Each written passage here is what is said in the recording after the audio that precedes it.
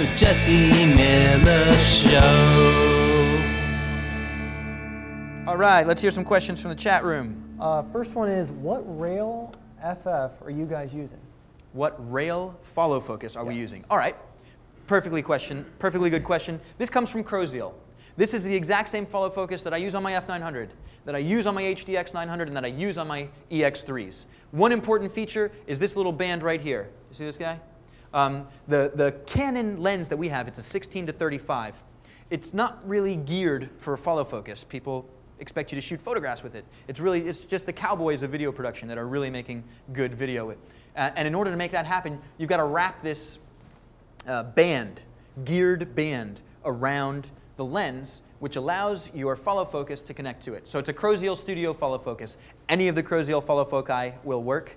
They make some especially for little cameras. They make some especially for big cameras. But the point being, once you get this band in place and you wrap it around your lens, you're cool. Now, one thing I'd like to mention about the 16 to 35 lens that we're using, it is an infinity focus.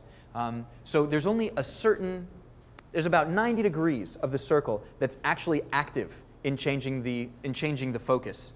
But the wheel itself spins to infinity. So, for 90 degrees of that infinite spin, you're affecting the focus, and then you're just really spinning your wheels. You could turn it back in the other direction, and you've got 90 degrees of action again before it's just spinning to infinity and not making anything happen. So it's really, I can't stress how important it is to have a follow focus with marks on it so that you know where you're going. Cool? Next question from the internet. Is there HD output?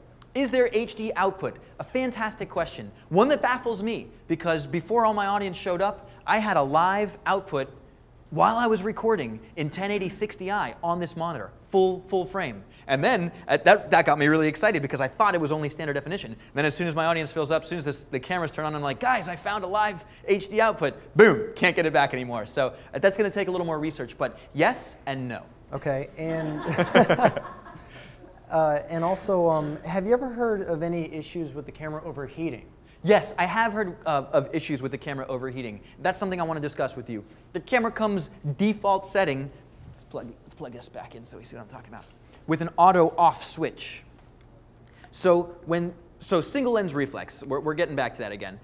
What that means is when you take the lens. Oh, you know what? Let's take the lens off the camera. That's going to be a little more. That's too ambitious right now. We got it all rigged up. If you take the lens off of the camera, you'll see what I call a flapper, what the technicians call the single lens reflex device. So that's the mirror that changes whether the optics are reflecting to the viewfinder or actually reflecting to the film, or in our case, I don't know, some kind of chip. CMOS chip? We got a light recepting chip, yeah. Okay. So when you've got the camera on, and it's on for a long period of time, in video mode, that single reflex lens is open, which means a lot of light is coming in and it's hitting your light receptor. So if you leave that open for too long, it is going to overheat your chip. To that end, Canon has put in an automatic shutoff switch.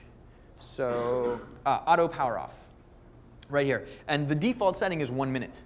1 minute. That's really going to protect your chip because once it's open for a minute, they shut it off, cools it down, no problem. Very frustrating when you're in Santa's Enchanted Forest and trying to shoot some video, because you don't always have that shot lined up. You need it on. You need to look through your Z finder and sort of do the blocking, do the rehearsals. So what we did is we changed that auto off to 8 minutes, so that we can have it on for 8 minutes without actually hitting record, and you don't go into standby mode.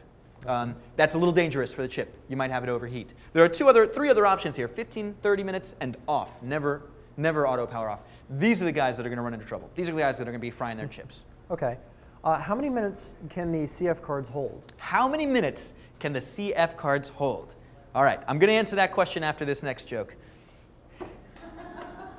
A lot of people like to shoot in auto. Let the ISO be taken care of for you. Let the white balance be taken care of for you. But a lot of people say that's not good enough for me. I want to make my own ISO.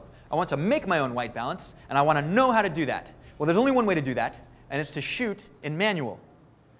For those guys that want to shoot in manual, I have just the book for you. It's the manual. All right, so how much record time do we get on a compact flash card? Manual. 48 minutes for 8 gig card. 8 gig card gives you 48 minutes. It's right here in the manual. My buddy Scott has read through it, knows it backwards and forwards.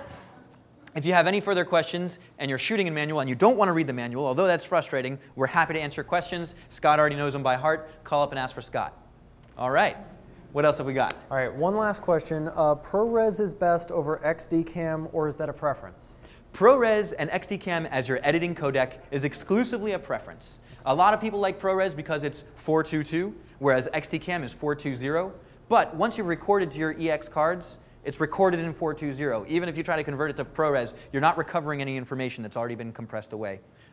Why do I shoot in XD Cam EX? I've just found that it's great for editing and getting my stuff up to the internet really fast. YouTube likes it.